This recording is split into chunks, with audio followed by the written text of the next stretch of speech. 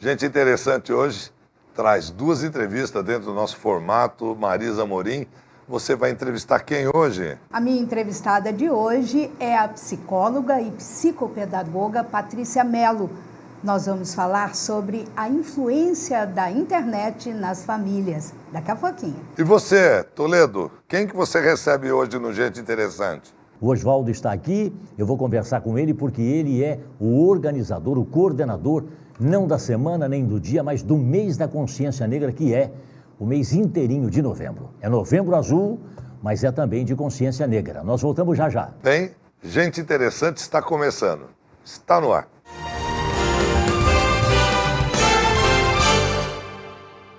Nós estamos recebendo aqui no programa Gente Interessante de hoje, ela que é psicóloga, psicopedagoga e também mestre em psicologia e saúde, doutora Patrícia Mello. Ela já veio aqui várias vezes no programa, mas sempre a gente traz e chama ela de novo, convida de novo, porque tem sempre um assunto muito interessante para a gente saber mais e conversar com ela. Hoje nós vamos falar sobre a influência da internet nas famílias. Você sabia que a internet, ela foi ligada pela primeira vez no mundo em 1969, lá nos Estados Unidos.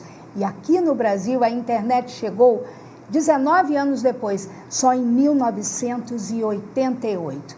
Hoje, claro, ela está no planeta, não é? Todo mundo se conecta o tempo inteiro, aliás, se conecta até demais, paramos muito, não é? A gente está deixando que a internet acabe assumindo um papel muito maior do que o cara a cara, o olho no olho, o que é ruim, mas tem muita coisa positiva. E é justamente sobre isso que nós vamos conversar com a Patrícia Mello. Eu gostaria de começar a pergunta. Primeiro, agradecer, claro, você sempre bem-vinda aqui e sempre muito disposta. Obrigada por você abrir a sua agenda, que eu sei que aquele consultório é super lotado, mas você veio para cá. Obrigada, viu? Eu que agradeço, Marisa. Uma grande oportunidade de estar aqui falando com vocês. Que bom. E hoje eu já vou começar perguntando para Patrícia qual a influência da internet hoje em dia para as famílias. Como você mesmo disse, hoje é um dia muito importante que nós estamos falando dessa presença da internet na nossa vida. Então, assim, a internet, ela veio por meios de comunicação, veio a ampliar a nossa busca de conhecimento. É um dos instrumentos que faz com que possamos ter todas as tecnologias, o conhecimento, as expectativas de vida e também poder usá-la da melhor maneira possível. Os pesquisadores estão cada vez mais entendendo que se deve ampliar cada vez mais até onde a internet pode nos oferecer oportunidades de viver melhor e com qualidade de vida. Mas nós também estamos falando em relação às famílias. O que, Marisa? As famílias estão, como que elas estão lidando com essa condição, né? Hoje, a família, ela mudou bastante, muitas coisas aconteceram nos últimos 50 anos, como também a internet.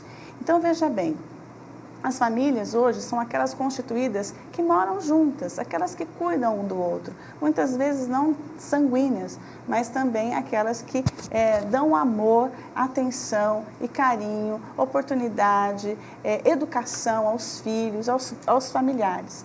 Existe aquela família que é uma família nuclear, aquela que você vive com ela, que você constituiu, e uma família estendida, que a gente chama de parentes, são as pessoas que são envolvidas na nossa vida. Então, da mesma forma que a internet, ela vem se ocupando espaço no mundo de diferentes formas, ela é subdividida, vamos dizer assim, Marisa, com meios sociais, uma questão de redes sociais, de relacionamentos à distância. Ela também pode ser utilizada com informação, videoaulas, novas tecnologias de compreensão da educação. Então, e também pode ser entendida e usada em lan house. Antigamente era muito usada. Sim, antigamente, muito. Há 20 anos atrás, exatamente. Era usada em lan house. Hoje eles usam mais os computadores e o telefone, que cada vez mais vem se aprimorando. Então, assim, como o telefone é algo fácil de se mover, os jovens, os adolescentes, os adultos estão usando esse instrumento em Aliás, vários ficam lugares. com ele o tempo inteiro na mão. Eu estou aqui, eu já busquei várias informações, que daqui a pouquinho, que aliás, foi o que você falou, serve como informação. A internet tem esse lado bom, é claro que infelizmente tem o lado ruim. Tem a pedofilia, tem as pornografias, as fotografias de crianças, jovens, meninas que estão se expondo. Tem muito lado negativo, mas tem muita coisa boa também, não é? E aí o grande papel da família. É verdade. A família está aí para acompanhar. Acompanhar. Então, eu sempre falo assim, que mesmo com pouco tempo, porque as pessoas hoje estão trabalhando muito, né? Estão se dedicando mais à subsistência dos filhos, pela necessidade, você deve acompanhar os seus filhos, verificar o tempo, quanto tempo esse jovem, essa criança pode utilizar esse instrumento. E a frequência, quantas vezes ele vai estar utilizando isso? Tem que ter limite? Tem que ter limites. A mãe, o pai, o responsável, a avó, não interessa, a avó tem que colocar, essa hora pode, essa hora não pode. Tem que pôr limites. E limite na medida certa. Porque a internet está influenciando o dia a dia do jovem, da família, de todo mundo. Imagina como que pode ficar a cabeça de uma pessoa o tempo todo conectada. Não é isso? Então, assim, o tempo todo, são 8, 10, 12 horas conectados. Já tem até a síndrome do pensamento acelerado, Exatamente. Que é em função da internet. Ele fala muito isso também, Sim. Por várias coisas que nós temos que fazer e o quanto nós estamos usando a internet sem ter limites. Agora, você como psicóloga, como psicopedagoga, trabalha na área de educação, assim, fortemente, vários artigos, várias palestras, inclusive. Essa influência, ela é mais negativa ou positiva? Depende da orientação dos pais. Depende de como você está acompanhando seus pais, seus filhos, na hora da utilização. Porque, por exemplo, a criança bebezinho, quando a família está no restaurante, ela está usando os meios de comunicação para entreter a criança. E isso é prejudicial. Então, isso é prejudicial, porque não há socialização, a criança fica focada o tempo todo no momento que é para estar com os pais. O momento que é para os pais estar mostrando os sons, as figuras, as imagens, a maneira de se comportar na mesa, de você observar e aprender. E está o tempo todo utilizando. Não que não deva. Pode colocar 5, 10 minutinhos até ela se acalmar e depois você vai associando outras coisas para que essa criança possa obedecer, oferecer outras coisas para as pessoas, compartilhar e socializar. Agora, os adolescentes têm feito pesquisas, né? Então, eu também acho que é muito bacana. Muito importante. Por exemplo, falando em pesquisa, só para a gente abrir um parêntese, essa questão da internet, eu pesquisei aqui. Olha, a internet ela foi criada em 1969 nos Estados Unidos. Na época ela era chamada de ARPANET e tinha como função justamente interligar laboratórios de pesquisa. Naquele ano, um professor da Universidade da Califórnia, ele passou para um amigo lá em Stanford, que era uma outra universidade, o primeiro e-mail da história. Foi em 1969 e aí começava aqui essa rede, não é, de internet. Na época foi um e-mail do Departamento de Defesa norte-americano. A internet só chegou aqui no Brasil em 1988, 19 anos depois, quando o Laboratório Nacional de Computação Científica, localizado no Rio de Janeiro, conseguiu acessar pela primeira vez a internet aqui no Brasil, BitNet, através de uma conexão de 9.600 bits por segundo, olha só, na universidade lá com os Estados Unidos. Isso é bacana, isso é pesquisa. Exatamente. Isso é uma influência positiva da internet. Sim, exatamente. E os jovens estão fazendo isso na escola? Os jovens estão fazendo isso na escola desde que os professores permitam.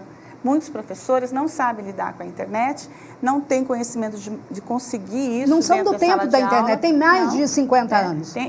No Brasil tem 30, né? Sim. Nós estamos fazendo 30 Exatamente, anos. exatamente. Então, assim, a formação do profissional ainda está em andamento para que ele saiba utilizar essas ferramentas, esses instrumentos dentro da sala de aula. E que vai ser muito importante. E não ter que ter medo da internet, porque o ser humano não tem que saber tudo. Ninguém sabe tudo, né? Como diz Paulo Freire, somos seres humanos inacabados. Com certeza, Estamos em constante aprendendo aprendizado, o tempo todo. não é? Quando a gente não sabe, a gente vai pesquisar e a gente não tem que memorizar tudo, né? Dá um problema nas conexões, né? Agora, Patrícia, que horas que a gente percebe claramente que a internet está sendo prejudicial no crescimento do jovem? A gente viu aí outro dia, tristemente, várias vezes a gente vê, porque estava assistindo, ele quis copiar o filme que passa na internet. Exatamente. O que assim, faz? A família tem que observar o tempo, a idade que a criança tem, a quantidade de tempo que ela pode estar utilizando a internet. Principalmente os jogos, né, que pode ser viciante, e tem muitos casos que os filhos ficam também em abstinência nesse período e passam muito mal. Então, o tempo é muito importante. O que acontece? Eles ficam muito isolados, não há socialização. Isso é um momento que você tem que observar no seu filho se ele está muito isolado. E aí, por culpa, muitas vezes, dos próprios pais também. Sim. Não é? Que sim. também se isolam e deixam, é mais fácil, deixa ele lá, ele está assistindo televisão, ele está mexendo no computador, ele está no celular. E está conversando com a gente não sabe com quem. Né? Exatamente, então, nem pensando o que, fazendo o quê. Porque a gente confia, né? Meu filho não faz isso ou não faz outra coisa, mas de repente você tem que estar verificando o que está acontecendo. Chama seu filho, isso tem que verificar, conversa o que ele está vendo, assista junto, né? Tem jovens e adolescentes que ficam à noite vendo vários filminhos, vídeos, seguindo pessoas. Quem são essas pessoas? Do lado de lá da tela, nós não sabemos quem são. Você precisa verificar o que está sendo conversado. Muita coisa pode ser prejudicial. Existe o lado bom da informação, do crescimento do conhecimento, mas existe também pessoas que podem estar aproveitando do seu filho. Então, cuidado, acompanhe o seu filho. Essas influências negativas que eu imagino sejam assim os grandes, né, um dos maiores problemas que veio junto com a internet, além da informação, mas veio isso também. Como é uma rede mundial, você está em contato com o mundo todo e é extremamente perigoso. Lá do outro lado do mundo, eles estão fazendo alguma coisa que o seu filho pode estar ali no quarto. Tem vários jogos de morte, Ai, gente, é tanta coisa, filmes, não é? Vídeos. Você, como psicólogo, psicopedagoga, os professores, os educadores, têm que estar mais atentos ainda também, porque às vezes o pai, a mãe, o avô, né, o responsável não se deu conta, mas vocês detectam isso na escola? Tem muito isso? Tem muito isso. Nós temos que prestar atenção no comportamento do aluno, no comportamento dos seus filhos. A gente já sabe o que é esperado, o que é normal. Quando alguma coisa acontece e tem um comportamento diferenciado, então alguma coisa está acontecendo. Nós temos que ficar atentos aos comportamentos diferenciados, aquilo que está acontecendo a mais, e a gente tem que observar, conversar. O diálogo, Marisa, é acima de tudo. Com certeza. É extremamente importante. Com certeza. Independente, pode até ser diálogo pela internet, as mensagens, mas se ele for olho no olho é melhor ainda, né? Muito mais. Patrícia, muito obrigada por você mais uma vez participar aqui. Sabe por quê? Porque ela é gente interessante. Obrigada mesmo. Obrigada, Marisa. Obrigada a todos. O curso de odontologia da Unipós-Unorp está entre os 10 melhores do Brasil. É a primeira com aulas práticas e CAD/CAM para graduação desde o primeiro ano. Mais de 70 consultórios digitais com tecnologia de última geração. Corpo docente de mestres e doutores. E agora, também em 4 ou 5 anos para você. Odontologia é na Unipós-Unorp, cada vez melhor, tecnológica e internacional para você. Vestibular 2020, inscrições abertas.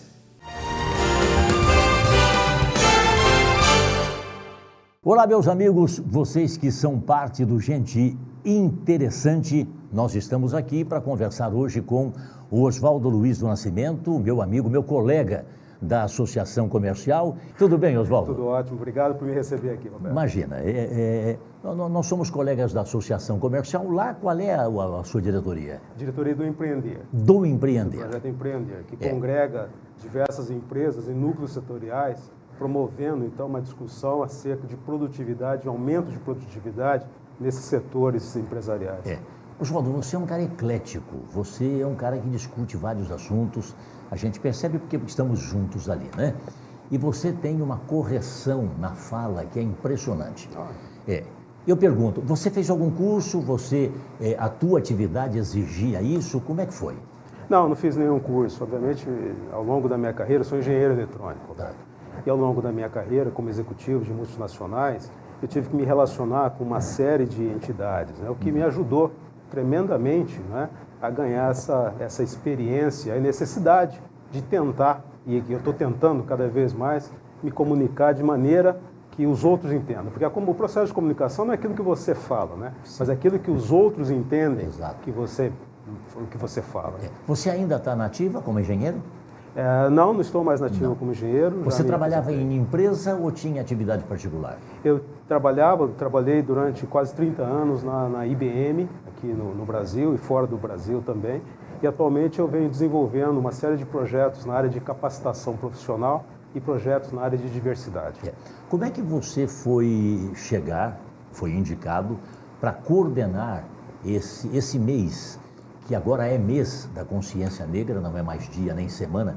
Como é que você foi, eu não diria escolhido, porque escolhido você já estava, já há algum tempo você vem participando, mas como é que você vai ficar à frente deste mês? Na verdade, Roberto, eu faço parte de um conjunto muito grande de pessoas envolvidas nessa discussão, seja relacionado às questões de desigualdade, processo brutal de desigualdade que nós temos aqui no Brasil, e um viés associado aos afrodescendentes.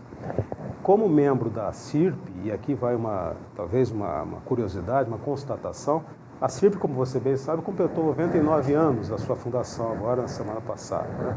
Eu sou o primeiro diretor negro dessa instituição em 99 anos. Então, quando se olha para esse quadro, nós verificamos que alguma coisa está acontecendo, alguma coisa precisa ser pensado, seja no âmbito da instituição, seja no âmbito da sociedade. E eu aderi a esse grupo que vem pensando e vem executando ações para minimizar, reduzir essas desigualdades no país e, notadamente, aqui em São José do Rio Preto também. Mas, Oswaldo, eu fico ainda impressionado, nós já ultrapassamos a marca dos 2.000 anos, estamos em 2019. Ainda há gente que tem essa postura de diferenciação entre a cor da pele, cara. Como é que pode isso?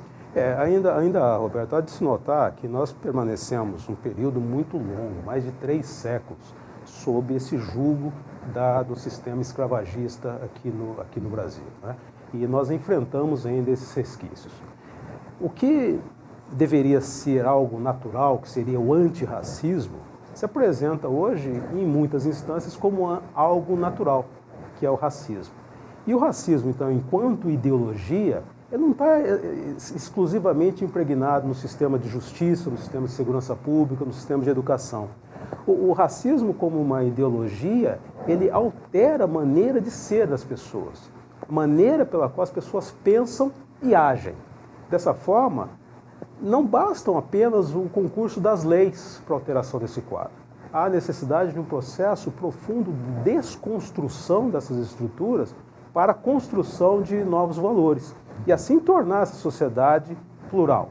É o que, em grande medida, tenta se fazer aqui em Rio Preto, e esse grupo do qual eu faço parte vem tentando fazer para a melhoria das condições de vida da nossa população. Então, mas você que é um diferenciado, né, dentro dessa vida nossa, onde as cores, às vezes, as pessoas levam muito a sério, você achou difícil você ultrapassar a barreira? Porque você não tem barreira, né? Hoje você é diretor da Associação Comercial, você é um homem inteligente, você é um cara que teve uma grande atividade, você viveu no Brasil, viveu fora dele. Por que é que alguns negros não conseguem atingir o patamar da diferenciação. Eles se acomodam, eles não têm oportunidade. Aqui você analisa isso? Essa é uma questão muito ampla, muito profunda, Roberto. A linha de partida é muito diferente, Roberto. Enquanto alguns precisam trabalhar para se sustentar e não tem tempo para estudar, outros têm todo o tempo do mundo para uma preparação. E, na minha opinião, Roberto, a educação é algo fundamental para a transformação de uma sociedade. Então, na medida em que alguns partem de uma corrida, vamos pensar aqui, vamos fazer uma alegoria, uma corrida. Alguns partem da linha de partida, outros já estão partindo 50 metros à frente. E esse que está na linha de partida tem lá 2 bolas de ferro amarradas nos pés. Eu estou dizendo para ele, agora vá sozinho pelos seus próprios meios, vai alcançar aquele que partiu 50 metros. Né? Então, advém daí toda essa discussão acerca de políticas afirmativas, de políticas públicas, não para privilegiar grupos, mas para tentar identificar os fatores que impedem o avanço de determinados grupos e minimizar essas barreiras. Né? Nós temos uma instituição, uma entidade, um grupo onde os negros trocam ideias, conversam, se estabelecem, buscam orientações. Tem aqui em Rio Preto, não? Inúmeras instituições, Roberto. Eu vou citar uma que é o Conselho Municipal Afro, recém-empossado, do qual eu tenho orgulho de pertencer, orgulho de participar e poder, de alguma maneira, contribuir com um grupo de pessoas profundamente engajadas, que dedicam voluntariamente o seu tempo para analisar essas questões e propor ações. Porque sabe aquela história que todo mundo quer ir para o céu, mas ninguém quer morrer, né? Ou seja, eu tenho que fazer alguma coisa, não basta apenas querer, não basta apenas desejar ou achar que outro tem que fazer. Como é que eu me engajo para construir essas estruturas? Então, o Conselho Municipal Afro vem demonstrando um poder de articulação muito grande, seja no auxílio a questões relacionadas à discriminação, combate ao racismo, a elevação do grau de conhecimento e capacitação das pessoas que procuram o Conselho. E voltando a fazer uma analogia com a corrida, isso é mais ou menos como uma corrida de revezamento. Você pega todo o produto que foi construído pelos teus antecessores, o retifica, o incrementa e o entrega melhorado a quem vai te substituir. Então, Rio Preto vem sendo caracterizada pela existência, entre outras coisas, de conselhos municipais afro, que nessa escalada de respeito, de inclusão, vem se destacando tremendamente. Eu me orgulho tremendamente de fazer parte desse grupo. Rapidamente, Oswaldo, como é que você enxerga, como é que você vê, evidentemente, aos negros a presença governamental, a presença política? O nosso governo aqui, Rio Preto, por exemplo, ele tem olhado para este setor, no Estado? Como é que é a questão política do negro? Claro. Roberto, tudo na vida pode ser melhorado em qualquer instância, em qualquer recorte que você faça, não é? A participação pública, a participação dos poderes executivos, legislativos, judiciários, seguramente poderia ser melhor. Nós estaríamos num outro patamar. Mas é inegável que nós temos obtido avanços, notadamente quanto à participação do governo. Seja o governo federal, que instituiu e vem praticando as questões relacionadas a cotas para negros na esfera federal, seja as cotas para negros nas universidades, o governo do Estado também, por intermédio dos conselhos afro-estaduais que discutem toda essa problemática, e aqui no Brasil, aqui em São José do Rio Preto, com a Secretaria de Direitos da Mulher, Pessoas com Deficiência, Raça e Etnia, capitaneada pela Maura Incuri, que vem obtendo um amparo, um apoio realmente significativo do Poder Executivo. Paralelamente, tendo o engajamento do Poder Legislativo de Rio Preto. Né? Essa discussão acerca do mês da consciência negra se vale muito do apoio e do suporte do poder público. Sim. Então vamos rapidamente concluir. Dia 20 é o Dia da Consciência Negra. Exato. Dia 20 de novembro. pelo que eu, acompanhando você e vendo a sua explanação, já para algumas pessoas, vai ser um mês inteiro de atividade.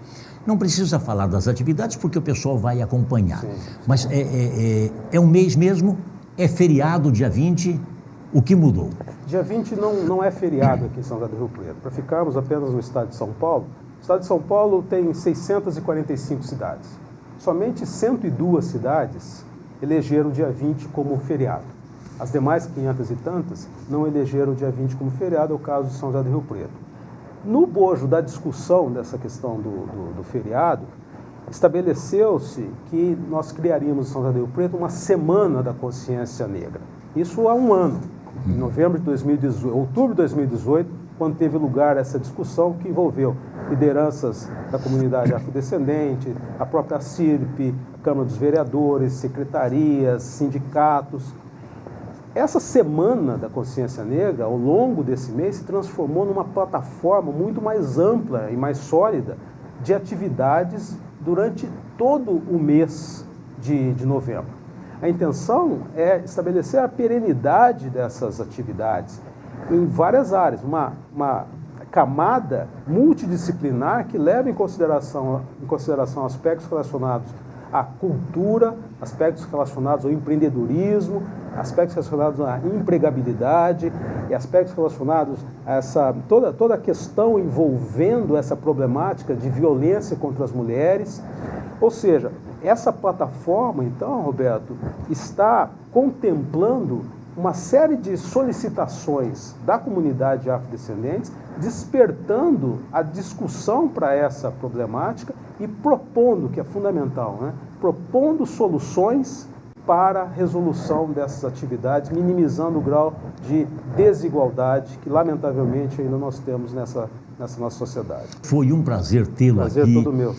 Ouvi-lo é sempre muito bom, porque você tem um vasto aprendizado, mas, acima de tudo, de ensinamento, que nos faz bem. Um grande abraço, muito obrigado por ter vindo. Eu que agradeço mais uma vez o convite, Roberto. Como sempre, gente interessante traz entrevistas extremamente interessantes para você. Mas eu quero a tua sugestão, quero a tua crítica, que você mande suas perguntas e quais temas que você gostaria que a gente trouxesse para entrevistar para você. Muito obrigado pela sua atenção, espero você no próximo programa. Até mais.